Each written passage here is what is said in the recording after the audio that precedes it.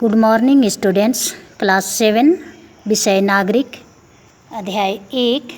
आज हम लोग लोकतंत्र में समानता के बारे में पढ़ेंगे। लोकतंत्र में समानता की व्याख्या करने से पहले लोकतंत्र की व्याख्या आवश्यक है। लोकतंत्र को अंग्रेजी में डेमोक्रेसी कहा जाता है।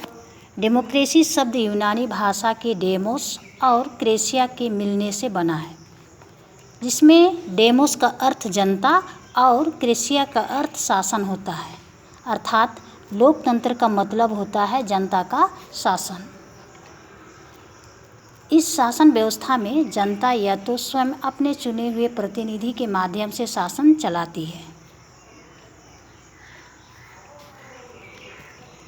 अब्राहम लिंकन ने कहा है कि जनता का जनता द्वारा और जनता के लिए शासन है। आगे हम लोग पढ़ेंगे सार्वभौमिक मताधिकार। भारत जैसे लोकतांत्रिक देश में सभी नागरिकों को बिना किसी भेदभाव के एक निश्चित आयु यानी कि 18 वर्ष के बाद वोट देने का अधिकार दिया गया है, जिससे सार्वभौमिक मताधिकार कहते हैं।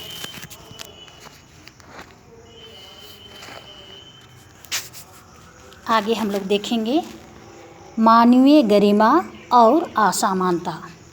सैद्धांतिक रूप से लोकतंत्र समाज में समानता के सिद्धांत की व्याख्या करता है, लेकिन व्यवहारिक रूप से देखने पर समाज में अनेक प्रकार की असमानताएं देखी जाती है।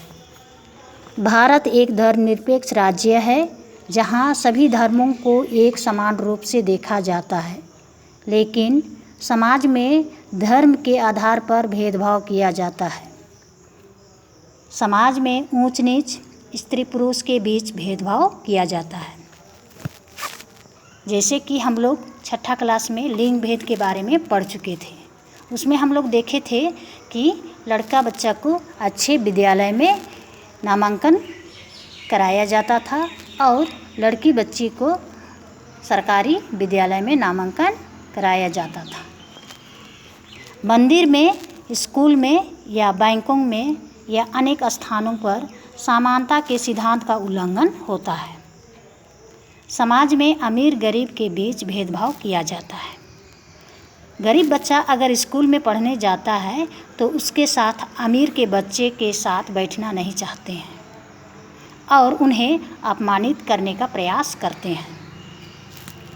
समाज में इस तरह क्यों किया जाता है, इसके लिए एक उदाहरणों से आप समझ सकते हैं। गांधी जी की अफ्रीका यात्रा।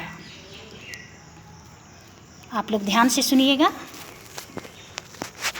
एक बार गांधी जी रेलगाड़ी द्वारा डारबन से प्रेटोरिया जा रहे थे। गांधी जी के पास प्रथम श्रेणी का टिकट था। वे प्रथम श्रेणी में यात्रा कर रहे थे। दक्षिण अफ्रीका में उन दिनों रंगभेद का चरम पर था। ट्रेन जब मरीटाजबर्ग पहुंची तो रेल के डिब्बे में, जिसमें गांधी जी यात्रा कर रहे थे, कुछ रेल कर्मचारी आए। गांधी जी को इन लोगों ने तृतीय श्रेणी के डिब्बे में जाने को कहा। गांधी जी ने प्रथम श्रेणी का टिकट दिखाते हुए तृतीय श्रेणी के डिब्बे में जाने से इनकार कर दिया। एक अश्वेत का प्रथम श्रेणी में यात्रा करना नागवार लगा। उन्होंने पुलिस को बुलाकर गांधी जी के सामान को बाहर फेंकवा दिया। यही नहीं, गांधी जी को जबरदस्ती ट्रेन से उतार दिया गया। अपने साथ हुए इस व्यवहार से गांधी जी को काफ़ी ठेस पहुंची।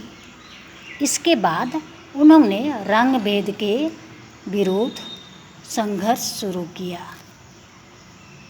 तो आज के लिए हम लोग इतना ही पढ़ेंगे और बाकी कल हम लोग पढ़ेंगे। होमवर्क के लिए आप क्वेश्चन लिख लीजिएगा। वोट देने का अधिकार किससे है?